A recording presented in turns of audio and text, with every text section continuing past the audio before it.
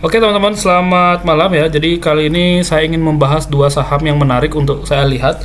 Walaupun sebenarnya saham yang pertama ini yaitu energi, itu jujur aja kita pernah bahas ketika masih di bawah 200 lah, nanti kita lihat. Nah, jadi pertama-tama saya ingin memberitahukan bahwa anjloknya energi kemarin ya, itu sempat anjlok dari high-nya dia itu sampai 40%, akhirnya naik lagi dari low-nya. Kalau teman-teman ada yang ambil kesempatan 72% lumayan besar ya. Tapi kan sebenarnya kita kurang tahu juga apakah energi itu bisa naik sesignifikan itu ya. Karena secara fundamental, secara valuasi kalau teman-teman cek sekarang udah agak mahal. Tapi melihat harga saham yang berhasil naik di atas 1640-an membuka peluang bahwa secara teknikal si energi ini ada berpotensi untuk break dari resistan, sehingga kalau misalnya kita lihat secara teknikalnya ya, momentumnya mulai terlihat ada pergerakan ya dengan potensi ke 2470-an ke atas jika berhasil break dari 2020 di bulan ini ya. Kalau di bulan ini, kalau di bulan depan mungkin teknikalnya akan berbeda ya, akan berubah karena indikator-indikator selanjutnya itu akan ada perhitungan yang berubah intinya.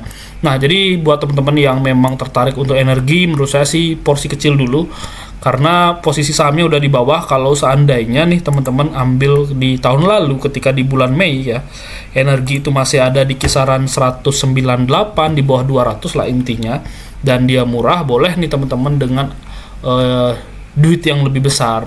Nah, tapi kalau energi untuk saat ini ya untuk trading aja lah.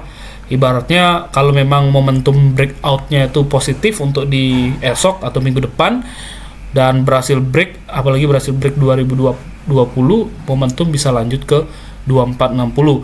Tapi buat teman-teman yang investor, yang trader yang mungkin lebih low risk, yang menarik di sini ada Bovin. Kenapa Bovin menarik?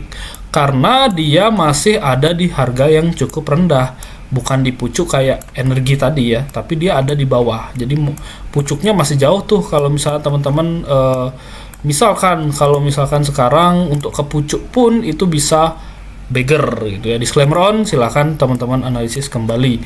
Jadi kalau menurut saya sih, daripada kita ambil banyak di energi ya, menurut saya Bovin lebih cocok untuk kita ambil banyak gitu. Mengingat dia berhasil break dari resisten yang kemarin support. Ketika dia anjlok itu membuat yang namanya bearish trap, kemudian dia break dari yang tadinya support menjadi resistan. Ini kalau misalkan break dari 815 ini momentumnya ke 900-an. Jadi kalau dari harga sekarang misalkan ke 900-an ya lumayan juga, apalagi kalau dia ke high-nya. Nah, teman-teman pernah nggak baca yang seperti ini? Biasa sih saya buat insight seperti ini sih, tapi untuk sekarang mungkin jarang. Nah, jadi di tanggal 15 September saya sudah update bahwa valuasinya Bovin itu di 1260 dengan beberapa model historis juga. Kita lihat harga sahamnya harusnya ada di 1000-an gitu. Dividend yield-nya juga pada saat itu masih sekitar 7,4. Kalau teman-teman lihat sekarang juga lumayan bagus ya.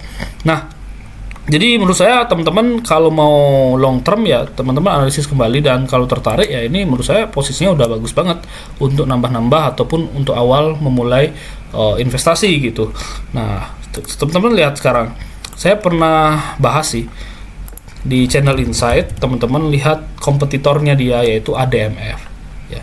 Jadi si ADMF ini saya kemarin sudah rilis hari ini juga ya.